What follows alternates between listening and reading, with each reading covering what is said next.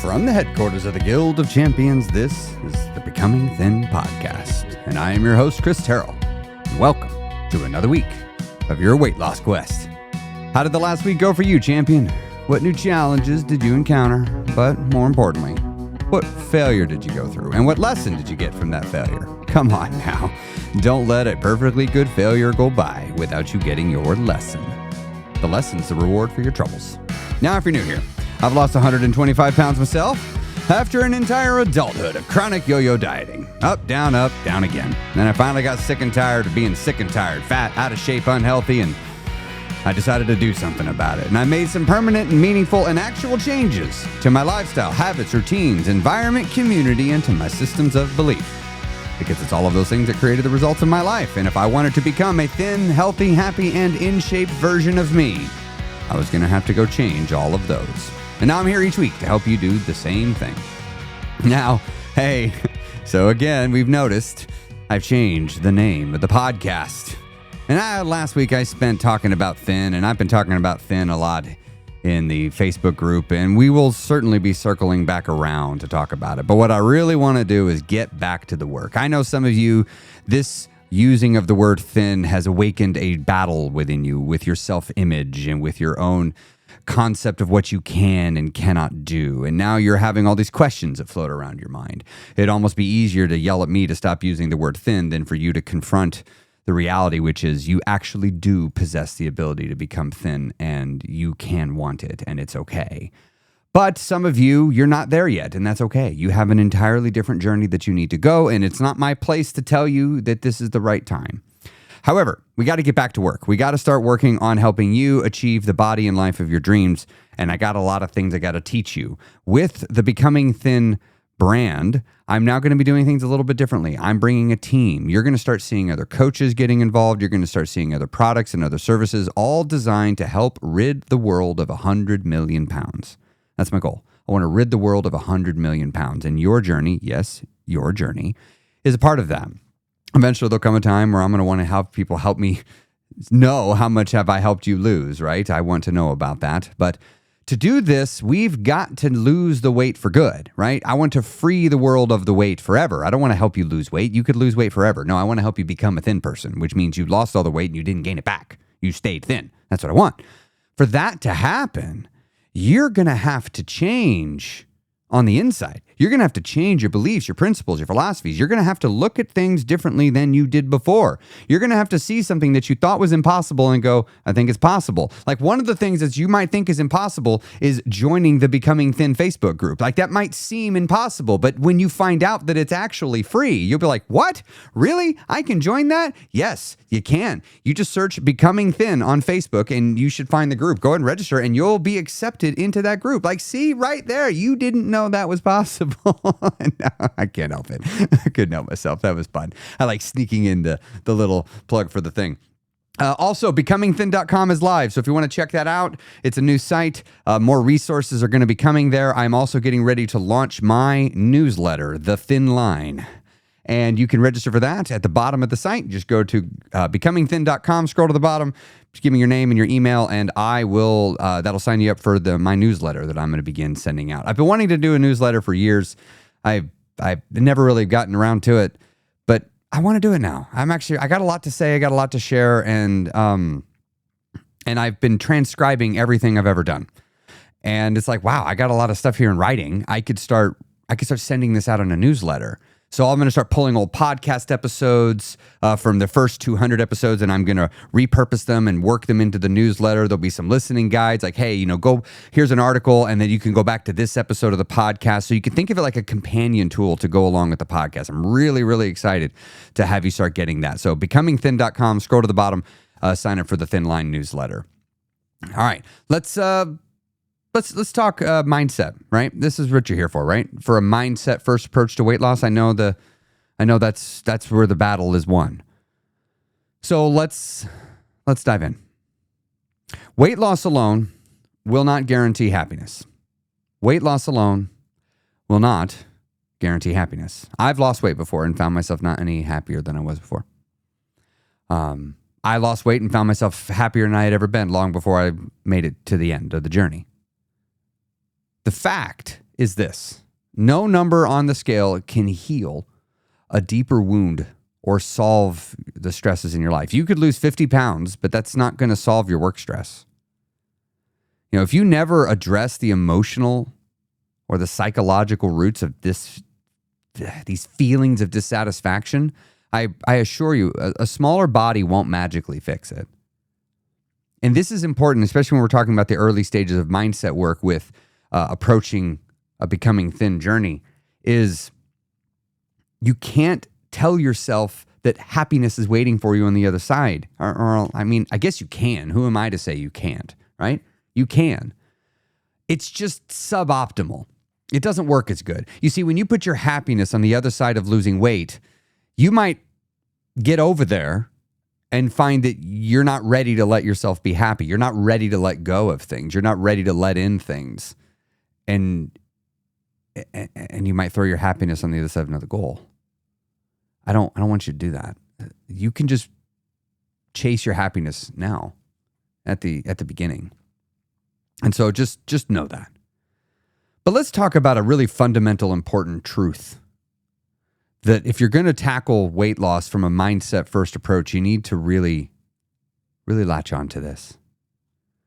You're not broken. The reason why you gained all the weight, why you keep gaining it back, is not because you're broken. You're conditioned. You're not flawed at your core. The reality is the behaviors that you exhibit, they're the byproduct of ingrained patterns in your mind. Some of your coping strategies with food, like many of you, video games, doom scrolling, TV, gossiping, eating. These are just learned coping strategies to get through life, because life sometimes can be really difficult. It can be really hard. And so because they worked so well, you didn't really ever cultivate a lot of other coping strategies. So that actually is going to make it hard to change. It's just like smoking cigarettes. A lot of people, they find it hard to change. It's not they don't want to, they want to, but it's just hard, right? It's hard. You're not broken. You're not. You can retrain your mind to do things differently. That's what I did. I realized I have to train myself. It's a reps game. You know, eating when I'm hungry. I realized on my journey that I have multiple opportunities every single day to practice eating when I'm hungry and stopping before I'm full. I have multiple opportunities every day. And I can practice it. I can. Now, one of the things that helped me to do this was to reframe how I'm looking at the extra weight on my body. I've said this before in the past. I'm going to bring it up again, because I like pissing off the internet. I think it was wrong to classify obesity as a disease. I understand why we did it, but I think it was wrong. It didn't help. I think obesity is a symptom. It's not the root cause. The root cause of obesity is deeper. Is it physiological? Sure, yeah. I mean, a lot of the physiological comes down to the difficulty of losing weight. There's a difference between losing weight and preventing weight gain. Those aren't the same thing. They're not the same thing. And I think for many people, if you're obese, there's a high likelihood you're an emotional eater. I'm sure there's exceptions to the rule. I'll bet you're not the exception, though. The reality is, if you're obese and you've struggled with constant yo-yo dieting, there's a deeper issue here. A deeper cause. Losing weight isn't the problem. It's a symptom that keeps coming back, and you keep going on diets, which is like aspirin for a headache. Emotional patterns, old beliefs, habits fueling excess weight, that chair to chair to chair to chair life, that entire community that's focused on food. Look, you fix the root cause, the weight follows. You go kill the roots of a tree, the tree's going to die. And so for many of you, you try to lose weight, but you leave all the underlying causes, which lie in your lifestyle, habits, routines, environment, community, and belief systems. You leave all those underlying causes untouched, and you just artificially lose weight. And then you go back to the old ways. And then what's the phrase? As I sang it to you last week, maybe it's time to let the old ways die. Maybe it's time to let the old ways die. What's the next line? Takes a lot to change a man, hell it something to change your mind. Wow, I need to look up the words. Hold on, let's look up the words. Here it is. Takes a lot to change a man. Hell, it takes a lot to try. Maybe it's time to let the old ways die. You know, with weight loss, you got all these old ways. And maybe it's time. Maybe it's time to let them go and to outgrow them. But you don't need to lose any weight to feel like you're enough. You don't need permission from a number on a scale to admit to yourself how valuable your life is. You don't need to lose another pound to respect yourself. You just need to make a promise and keep it. And you can do that immediately. You can promise what you're going to do for the next hour and then go keep it. And you just started off with a win. For you to look at yourself and go, I'm not broken, I'm conditioned. For you to look at weight loss as a symptom and not the root cause, it's going to be very helpful if you can separate your self-worth from your weight and separate your self-worth from the size of your body and how in shape you are. Self-respect is important here. And you can earn your self-respect. It's easy to lose it, but it is difficult to earn. I'm not going to shortchange you there. I'm not going to sugarcoat that. It's hard to earn your own self-respect, but you can begin the process of earning it back right now. Right now. If you're listening to this podcast, I already know you're wanting to work on your self-respect. I already know you want to feel enough. I already know you want to love yourself. That's why you're here. You wouldn't be here if you weren't already wanting these things. You see, you don't become them by losing weight. You obtain all those things by outgrowing yourself. You outgrow yourself so that it becomes your old self. You will become someone who acts and thinks like a thin, healthy, happy, and in shape person. You must become that person. You cannot become that person overnight because becoming that person requires you to change your lifestyle, your habits, your routines, your environment, your community, your belief systems. That's why I created the Guild, by the way. It helps address all of those things. It helps you change your lifestyle. It helps you change your habits, your belief systems. I have if you like the mindset work I do in the podcast, you have no idea. We go crazy deep in the NeuroShift class that I do in the Guild. We do that every Wednesday. I'm in a year-long program I'm taking everybody through. You've got to work on all these things. Now, the Guild doors are actually open right now. They're not open all the time. So if you want to come get that support that you need, if you want to go do that deep dive and really get connected with the community and begin shifting your self-identity, head on over to theguildofchampions.com. Say, I'm not a Guild member. You can read about the Guild. You can sign up. It's $70 a month. Cancel anytime. And you can join an amazing community full of people that are dedicated and focused on obtaining the goal of becoming thin, healthy, happy, and in shape. And everybody's at different phases of the journey. Everybody is at having different struggles and strengths and weaknesses. We got people from 70 down to in their 20s, male and female, gay, straight, black, white. We got it all. We'd love to have you be a part of it because I want to see you win. And I'll coach you through. By the way, when you join, I've got my completely overhauled, I just updated it again, my on-ramp program, because every single time I do it better. Oh, this is the best one I've ever done. This is the best one I've ever done. I literally just earlier today put the last final touches on the course that all new members are going to get next week. They're going to be the first ones to get it, right? The updated course, and it's just for them to go through it. By the way, all you Guild members out there, I'm working on something special for you. For those of you that are feeling lost, I got you. I'm coming for you. But hey, you got to start changing your self-image. You got to outgrow yourself. And this is going to come through self-acceptance. Self-acceptance doesn't mean accepting what you are and staying stuck. That's not what it means. It means you honor who you are while you move towards who you are becoming. Strive satisfied, I think, is a phrase that floats around out there on the interwebs. You can love yourself today. You can accept yourself as you are right now. and honor everything you've done. You can look to your past self and say, you've done the best you knew how under the circumstances. I've learned so much from you, and now I'm going to do better. Remember how just a moment ago I said the on-ramp program that I'm doing is the best I've ever done? Because I'm going to honor what I did in the past by improving it. And I did this on my own journey. That's why I'm doing it here, because I learned that the iterative process works. But as you go to change, fear is going to show up. It's going to show you where you need to grow. You're going to feel anxiety many times along this journey of transformation. You will. If you haven't felt it recently, well, maybe you're not trying hard enough. You should feel a little fear sometimes. You should feel a little scared. When you feel the fear, lean in. Lean in. Tap into your courage. Tap into your courage.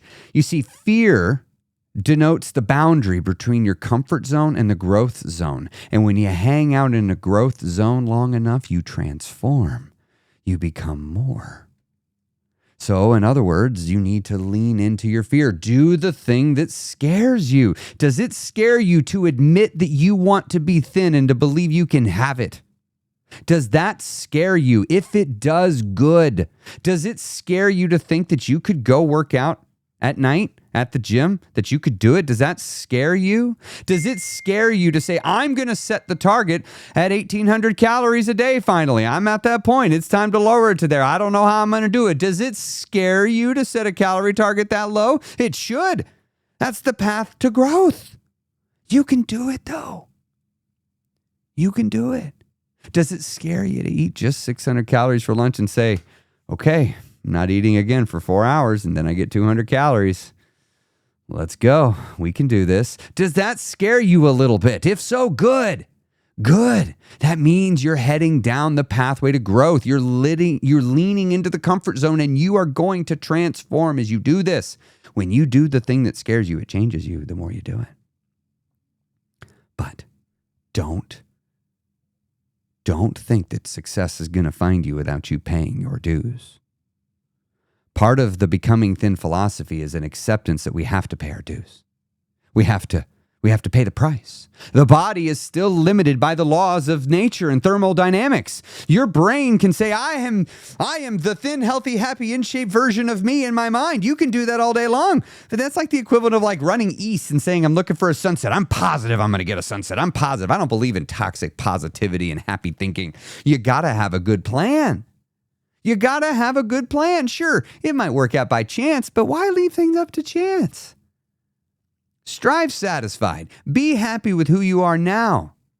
Don't wait to lose any weight to feel happy. Don't wait to lose any weight to feel enough. Stop thinking you need to be fixed. You're not broken.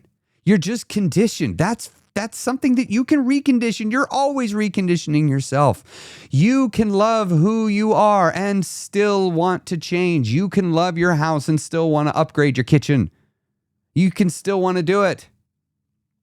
And you can also win while being afraid. You can do all these things. The reason why I know this is because you're probably an average human. Average people went to the moon. Average people have done the most incredible, amazing things in this world. I'm average, and I lost all the weight. I found the thin, healthy, happy, in-shape version of me, and I want to see you do it too. Look, this journey's going to take time. You're going to have to make a lot of sacrifices. I don't know what you're going to have to sacrifice at the altar of your dream of becoming thin, healthy, happy, in shape, but you're going to have to sacrifice something of value. But when you get to the other side, it doesn't feel like a sacrifice anymore. Because you got the thing that took its place, and it's even better. And I know that good things are coming for you. Don't quit. Expect success. This is going to take time. I'm going to talk you through this journey every step of the way, all the way to the end, even if it takes years. I've been doing this for years, and I've just cleared my throat. I'll see you next week on the Becoming Thin podcast.